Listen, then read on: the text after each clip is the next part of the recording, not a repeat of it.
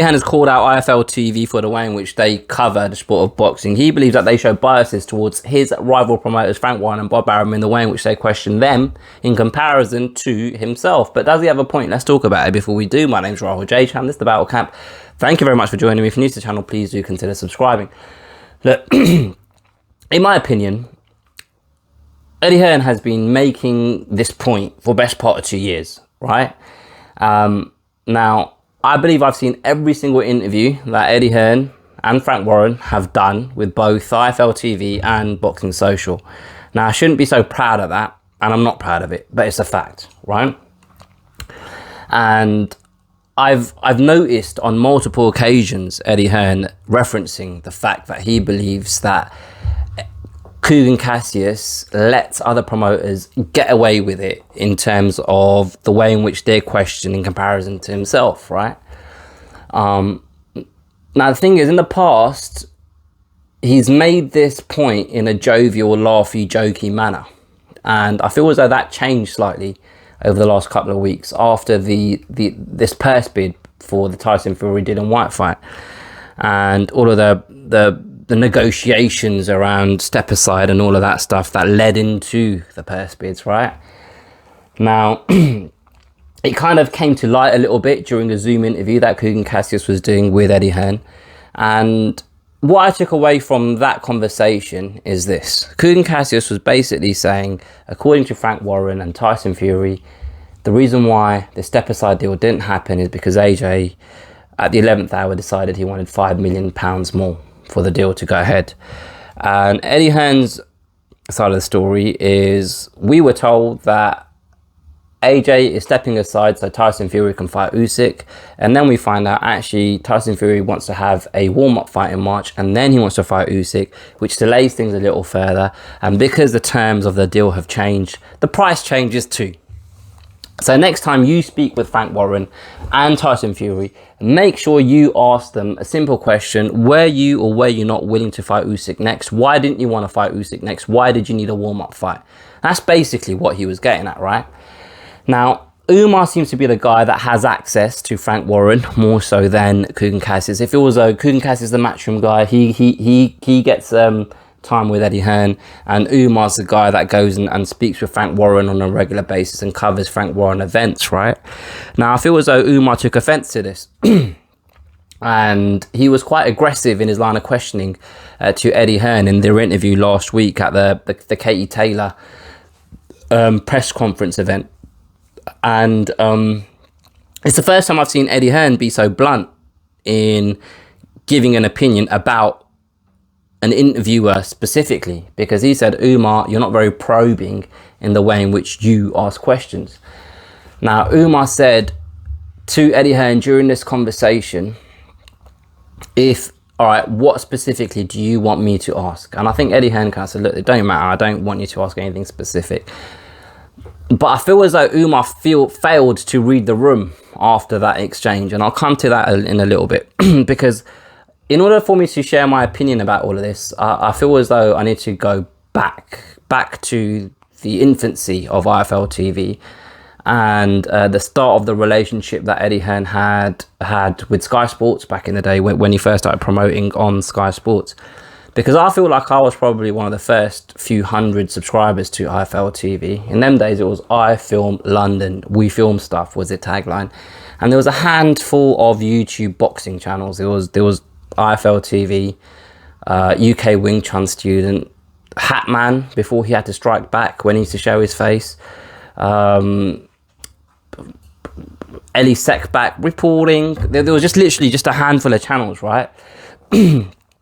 And I feel as though Eddie Hearn has a point in what he's saying, but at the same time, I feel as though Eddie Hearn has always kind of known the rules of the game that he's personally playing. Let me explain. So if we go back to that era, back when, you know, a UK YouTube boxing community was just being born, Eddie Hearn saw the value in IFL TV, and he struck up a relationship with IFL TV, allowed IFL TV access to his events, understood that this isn't a traditional media outlet, and so spoke to Kugan Cassius, etc., in a certain way. You know, they'd be allowed access to certain things that traditional media wouldn't have access to. Like you'd see them sat in the back of a car and on the back of a Rolls Royce driving up to bloody Liverpool for a press conference, like talking to each other, getting, you know, filming an interview there. Like these aren't circumstances that you see with traditional media, because I think Eddie Hearn at the time knew this isn't a traditional media outlet, right? So the relationship it was informal, and it flourished from that, and it's kind of turned into a friendship sort of thing. It doesn't feel as though it's a business stroke professional relationship that IFL TV, Kugan Cassius, has with Eddie Hearn, right? On the flip side, during IFL TV's infancy, Frank Warren banned them from his shows, issued them with a legal letter, I believe. And I feel as though it's probably, I can't remember the specifics around it, but I think it was because a boxer said some disparaging things about Queensberry or their business practices, and because of that, IFL TV got issued a legal notice. And I remember an interview that I think Kugan Cassius was doing with Eddie Hearn, where he started having a right moan about Frank Warren and about this legal notice, and we didn't even say anything. It was this boxer. Why is he issuing us with a legal notice? But the foundations of that relationship were built on business, because when that ban got lifted, Frank Warren actually gave Kugan Cassius and James Helder, I'm sure you guys will remember, a show on Box Nation. And the foundation of that relationship have been strictly business. And what is IFL TV's business? It's access to events, shows, so they can interview fighters, promoters, trainers, etc. If they don't have the access, they don't have a business, effectively. And I feel as though these accusations, I suppose is the right word, that Eddie Hearn has made about other promoters being allowed to edit interviews, block interviews from going out, ask for questions up front, dictate what subjects are discussed during interviews. I feel as though those accusations that he's making about other promoters are things that IFL TV allow because they don't really have a choice. They need the access, right? And when I kind of said at the beginning that Eddie Hearn kind of only has himself to blame because he's known the rules of the game, effectively, the reason why I say that is he's referenced this throughout the years, and he's referenced how his rivals are dinosaurs. They don't know how to play the game. They don't understand technology. They don't understand new age media, which is why they're not very good promoters, which is why he's better than them, right? That's kind of one way of looking at it. But also, where I think Eddie Hearn has a very valid point is, if we go back to the specifics of this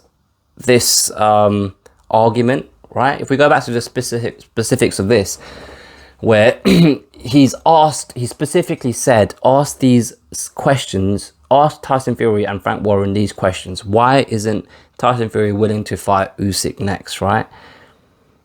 I feel as though that question can be asked without pissing anyone off. And Umar went and interviewed Tyson Fury, he's interviewed Frank Warren, and he's interviewed Bob Arum. And for me, he failed to ask those basic questions. He failed to ask those questions, right? Now look, I've already said that IFL TV isn't a traditional media outlet. I don't think any of these guys would consider themselves as journalists or reporters. And I feel as though, I think Kugan Cassius has actually come out and said in the past that he doesn't want to talk about anything with anyone that anybody doesn't want to talk about. He doesn't want to make anyone feel uncomfortable. He's actually asked people in the past, are you sure you want me to put this out after an interview's been done? So he's always been quite vocal about his position. But the issue that I've got is, if Umar is going to come and interview Eddie Hearn and be quite aggressive and call him out on the statements he's made, you can't then go and just prove him right literally a few days later, because that's what happened, right? Because Eddie Hearn called Umar out on his questioning techniques, and I actually happen to agree with him, because look, I don't know Umar, I've got nothing against him, but when I tune into an IFL TV interview and it's Umar that's done the interview, I'm a little bit I wish it was someone else. Because look, the problem that I've got with him is the way in which he asks questions. He inserts too much of his opinion in the question, and because of that, it leads the conversation down a narrow path, and the answer that he gets from the subject doesn't explore all of the ideas that necessarily can be explored during that interview, right? That's the first thing.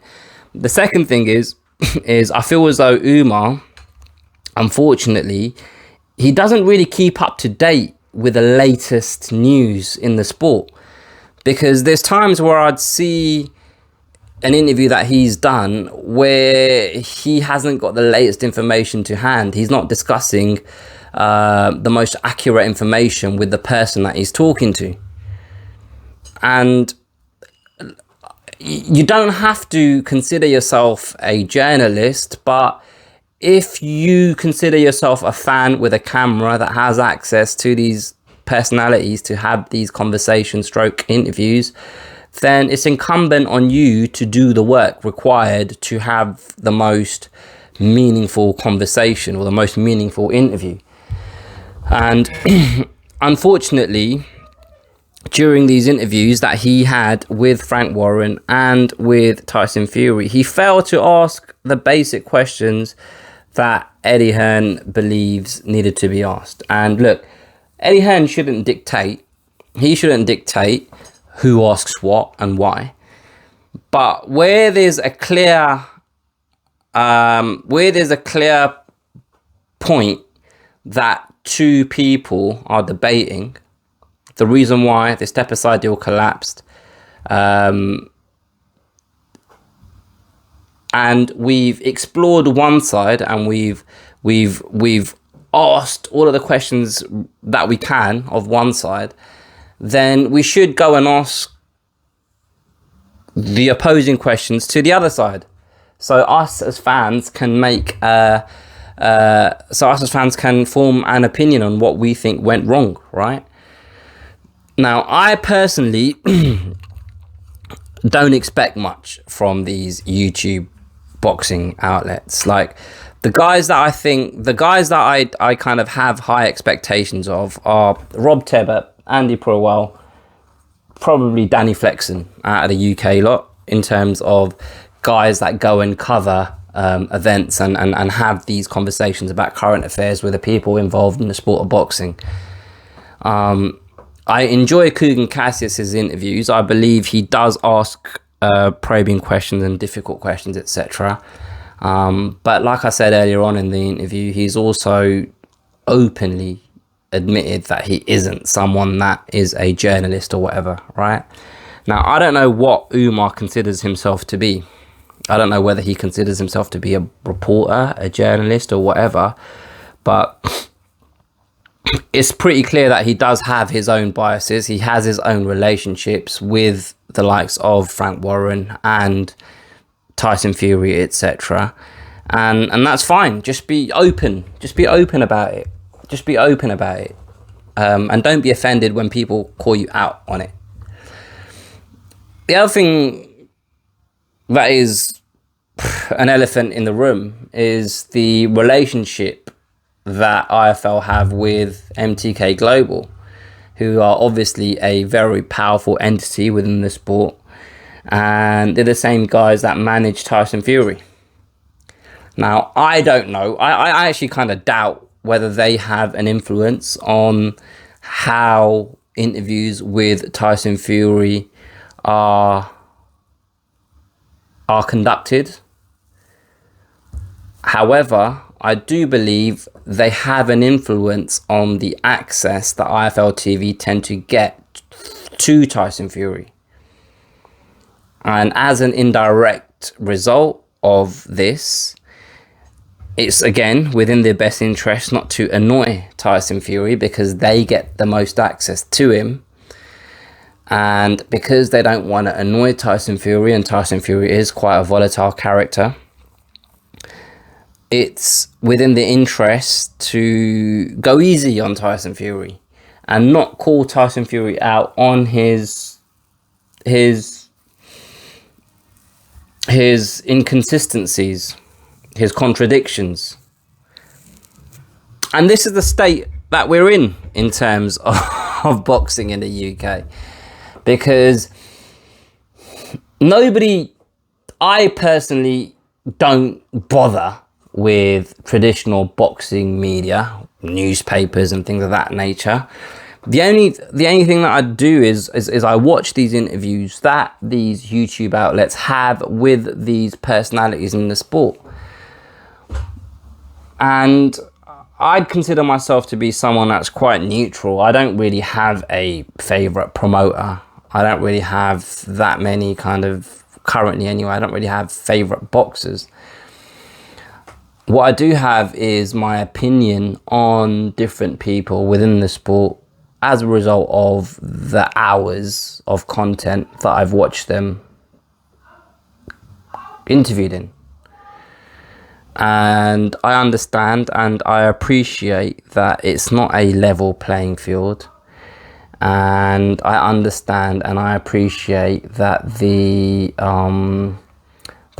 resources we have within the sport in terms of people that are interviewing these fighters, promoters, trainers, managers, TV execs, a lot of them aren't the sharpest tools in the box, and as a result we're not going to necessarily get a hard-hitting, informative interview all the time. Having said that, we do have some really good personalities that I mentioned earlier on, and put it this way, I'd rather they were here covering the sport than not.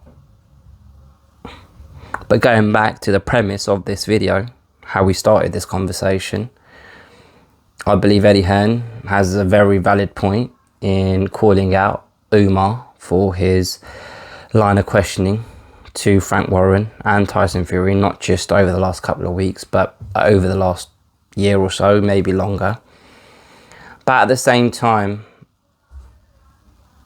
the game's the game. And Eddie Hearn has used the game to his advantage. And this part of the game just happens to be where he's at a slight disadvantage. Now, he has every right to call it out. But does he have any right to complain? I'm not sure. Anyway, those are my opinions. Let me know what you guys think. Please feel free to comment about anything that I've said in this video. And don't forget to like, share, subscribe, all of that good stuff. I will catch you guys next time.